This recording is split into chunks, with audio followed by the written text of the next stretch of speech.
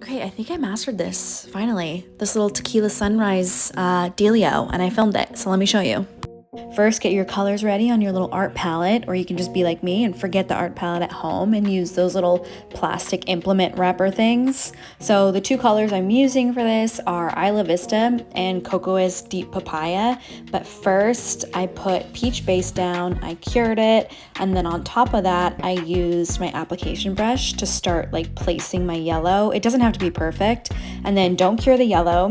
And then I place Isla Vista right on top of it to almost like fill it in. And while it's still wet, you just take the brush again and swipe in between the colors, and it blends so nicely together. And the final step to this is pretty much I just take my brush and blur out that top line again before I cure it.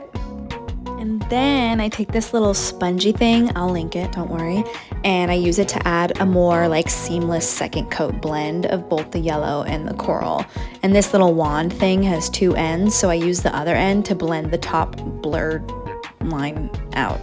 I don't know, you know what I mean. You know what I mean? So now here's just like the whole process of all the rest of the nails. I like doing the brush blend first, by the way, just to get like that foundation pigment.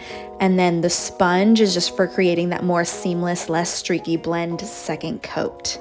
And yeah, just a reminder, the sponge layer is after I cured the first layer of the brush blend. So like the whole bottom layer blend is cured before I do the spongies on top.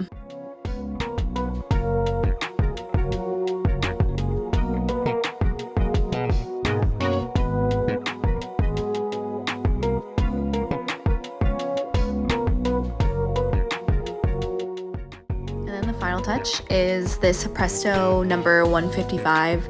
It's gold, just the gold cuticle. I use my detailer brush, cured it, boom, look at that, with my Crocs, so cute. Tequila sunrise. All right, bye.